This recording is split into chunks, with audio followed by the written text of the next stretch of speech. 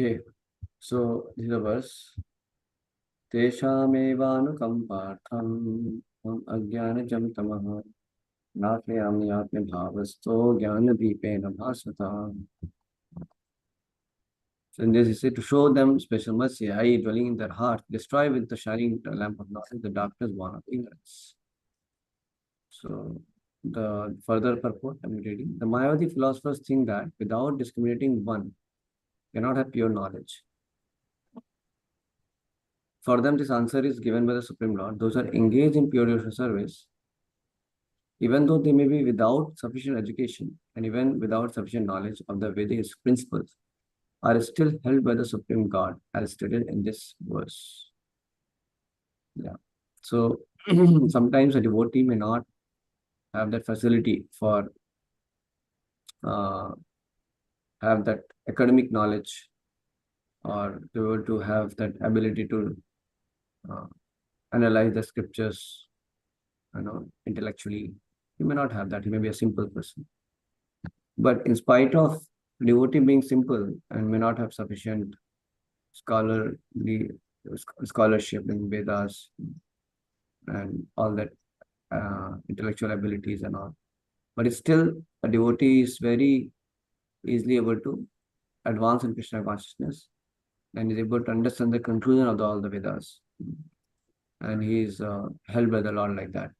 So one should know that devotional service, the main thing is about grace of the Lord.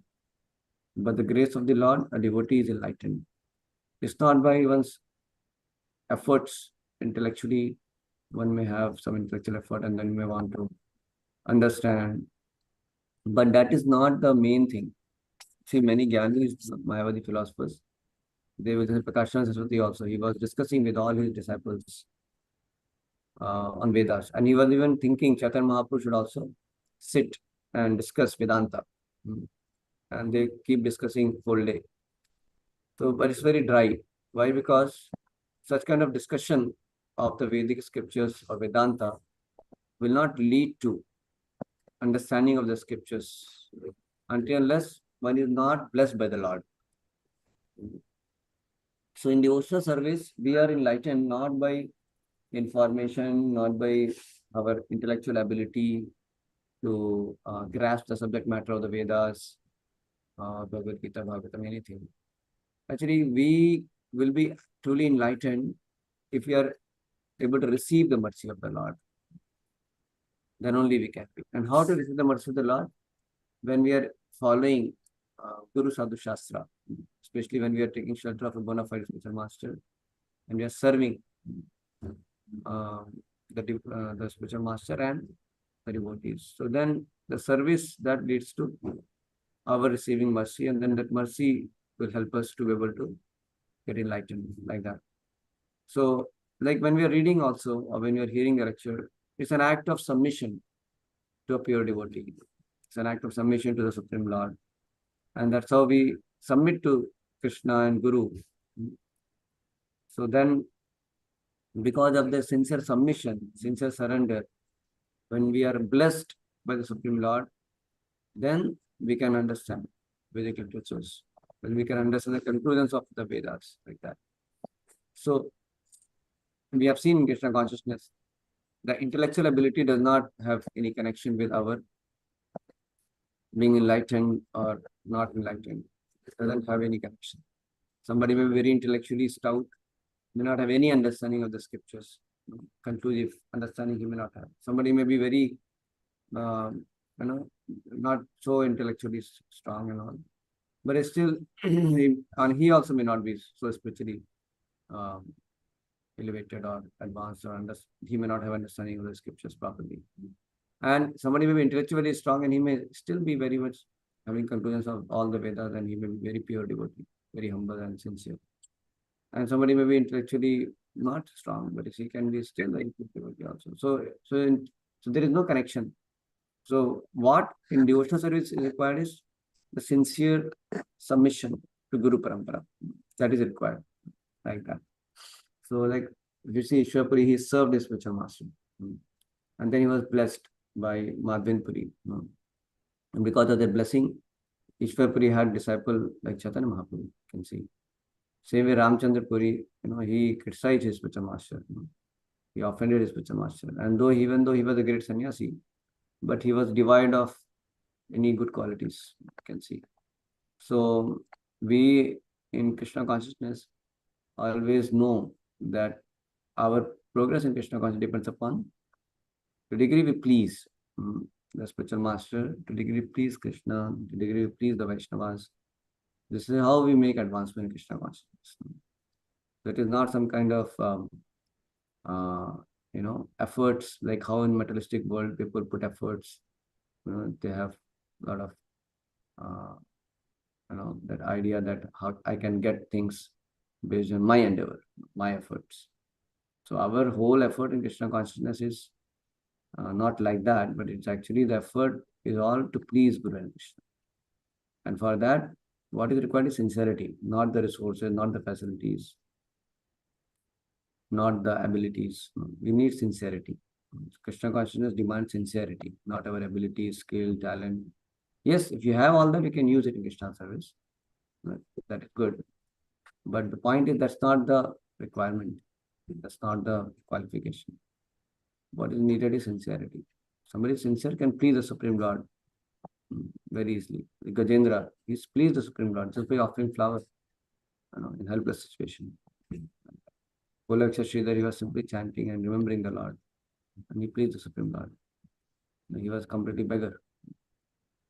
So this is how in Krishna consciousness we make advancement. And it says the Lord, so there's a verse also, no? It says, Prasad Leshanu Grihita Evahi, Janati Tattvam Bhagavan Vichin. So Prasad Leshanu Grihita Evahi. Prasad Lesh. By the drop of mercy also somebody gets, then one can understand the Supreme Lord. Otherwise one cannot understand. So that I can show you the verse.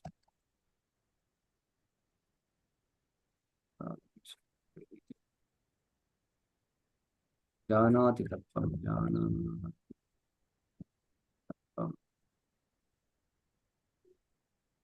Janati Atapi te deva padambujadvaya prasadaleshanugrahita evasi janati tattvam bhagavan mahimno na chanye kopacharan vichimbani. You can read Virat Prabhu. Yes, Prabhuji. Translation. My Lord, if one is favored by even a slight trace of the mercy of your lotus feet, he can understand the greatness of your personality. But those who speculate to understand the Supreme Personality of Godhead are unable to know. They continue to study the Vedas for many years. Yeah, even they continue to say the Vedas for many, they cannot understand. You see, so this is the point I was saying. So Krishna is very eager to bestow his mercy upon the condition living in this world, usually struggling with the Lord's religion of the mind.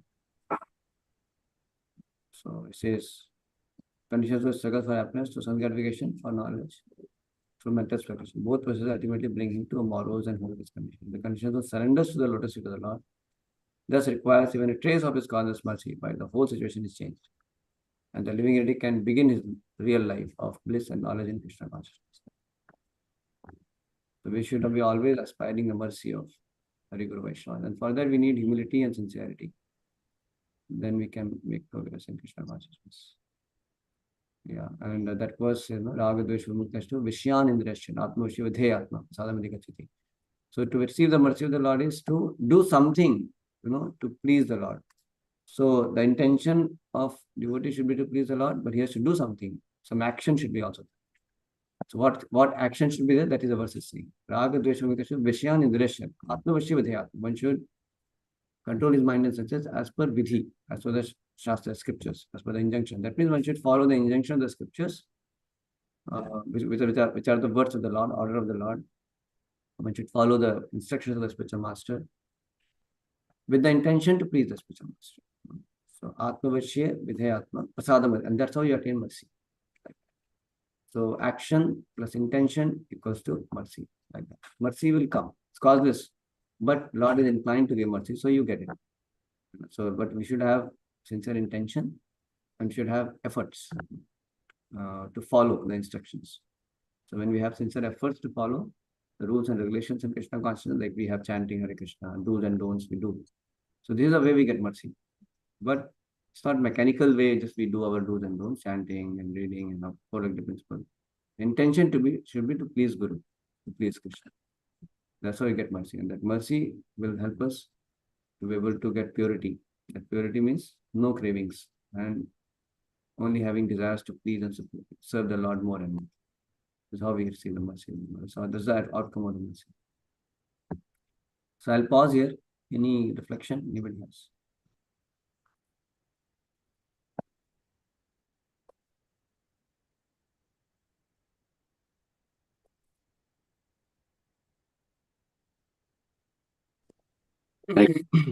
Thank you so much. Actually, my reflection is like our attentive hearing to the message of the scriptures or the devotees is a submission to the Guru and Vaishnavas and Krishna. By hearing that messages, we get the essence actually, so we can follow all the rules and regulations actually. Yeah, so when you're hearing also, there is a submission. Submission means Tadvidi Panipatana Pariprashnena Sevaya. That means you surrender and you inquire submissively and you serve. So when you are hearing, the hearing also is service. Because when you hear with the intention to be able to become better servant, better submit to Guru Krishna. So when you hear, then you hear instructions, you hear what I should do, what I should not do. And then you endeavor like that to please them. And that's how you receive mercy. So hearing is the beginning of, so it's a service. Hearing is also a service. Because when you hear, then you apply and you please. Yes. Virat Prabhu. Thank you. Hare Krishna Prabhuji. I reflect with the differences in a sincerity and like a sincere devotee, because both may follow the regulative practices, both may do service in the temple, both may attend the classes. So I'm reflecting on like what makes the difference between the two to make So my one voice is breaking. sincere and one. Oh, I'm not sure, Prabhuji. Yeah, it is okay. Now it is okay. But little bit breaking. Yeah, I was just reflecting like what makes one devotee more sincere than the other devotee, if both stay in the temple, if both like or like attend the temple and both do service and both chant. Is it the volume of chanting or the volume of service, or like how does one get more It is grace free will. than the other? Free will of the Free will. Jiva. Yeah, sincerity is sincerity Prabhupada said many times, different things he said. One thing he said, sincerity means some people have good qualities, he said. Sincerity, he said like that also. Sincerity also means I'll show you one thing. What is the meaning of sincerity? Seriously. I'll show you.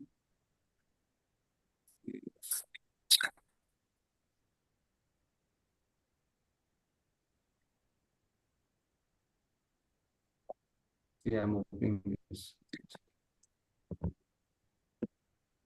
So it says, who sincere, serious, and strict sadhaka. You're able to see? Yes, now I can. Yeah, so who is a strict, serious, and sincere devotee? So it says strictness, discipline, and firm adherence to devotional principle and strictness.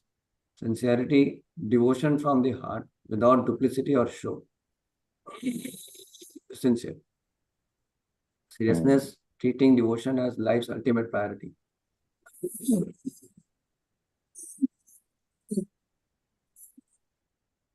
Analogy. So devotion is like tending a sacred fire. Strictness is the fuel. Sincerity is the pure ghee. And seriousness is the careful attention. The fire symbolizes spiritual life or bhakti. The fuel symbolizes strictness, the steady discipline that keeps devotion going. Ghee represents sincerity, which enriches the fire. So I think sincerity is more about purity of the intention. Devotion from the heart without Yes. duplicity or show. And fuel symbolizes strictness, the steady disciplinary. Ghee represents sincerity, which enriches the fire. Careful attention ensures the fire does not go out. That means you are serious. Seriousness is like treating devotion as life ultimate priority. So when you prioritize spiritual life, that means you're serious. When you're purifying your intention, that means you're sincere. When you are disciplining yourself and adhering, committing, disciplining, rigidly following, that is discipline. Correct? Yes. Discipline from adherence to devotional principle. That is strictness, strict devotee. Okay. Who is a strict devotee? One who sticks to his vows, taken without any compromise, like lines drawn on the stone. That is strict devotee.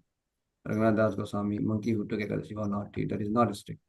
Many of devotion, following the regular principles of devotional service, rising early, chanting minimum 16 rounds, Mahamantra, Mangalarti, reading Prabhupada books, and serving it with strict devotees. Gita says, one must elevate, not degrade oneself by the mind. Discipline is essential. Known for Bhaktisiddhanta Thakur, known for austerity and strictness, who chants 64 rounds daily and advise his disciples by adherence to sadhana. So the strictness. Strictness means you strictly follow the vows of sadhana and seva. So strictness brings purity and focus. Okay. Positive example, Bhishma, Harishchandra, Six Goswamis, Mahatma Gandhi. Even when challenged, still they follow the vows. Six Goswami followed the bhakti sadhana, maintained truthfulness and exercise from trials. Okay. Vow of long, Vishwapatama, vow of lifelong services, upheld it. Okay. Negative example, Dronacharya, Dhritarashtra, Aurangzeb.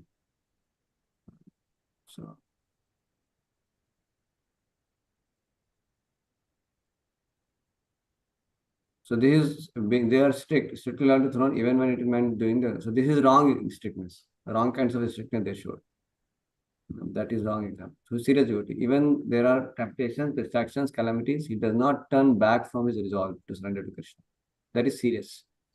Because when your motives are pure, intentions are pure, then even if there are difficulties, you will not go away. That is seriousness. Understand, no? Yes, Prabhuji. Serious, priority. Serious. It's not a hobby, but it's the main mission of life. That is serious. You basically prioritize bhakti. How much time do I give Krishna each day? Is my devotion growing in intensity or becoming casual? Prahlad Maharaj example. State-free devotion to Lord, even the torture by Hiranyakashipu. Draupadi, greater distress still went on. Srila Prabhupada, old age, no support, still surrendered. Hanuman. Negative example of seriousness. They're distracted by pride, Indra. So they gave up. The career distractions, peer pressure come, they give up. So that means they are not serious. Not serious. Sincere. One who has no material motives, no envy, no malice towards other living beings. One who does not blame others for his suffering. That is sincere.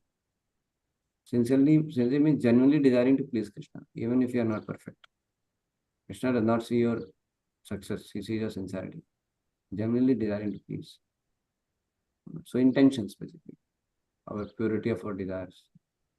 Not getting distracted by prestige, followers, fame, or comfort. That is sincerity. Sincerity is the path to God. The hypocrite may gain applause. So with no duplicity, having serious intention to advance Krishna, that is called sincerity. So when you are sincere, very, very hearty prayers will come out to the Lord. Oh Lord, please engage me in devotional service. I want pure devotion. Like that kind of feelings will be there, and that kind of prayers will have. So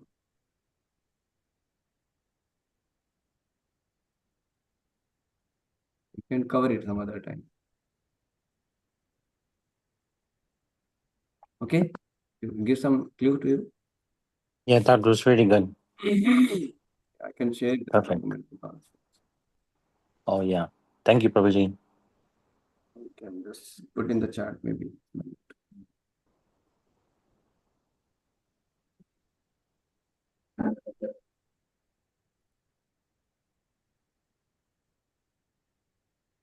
So by following that document through free will, we will gain the mercy of the Lord and get deeper in Krishna consciousness. We're following what?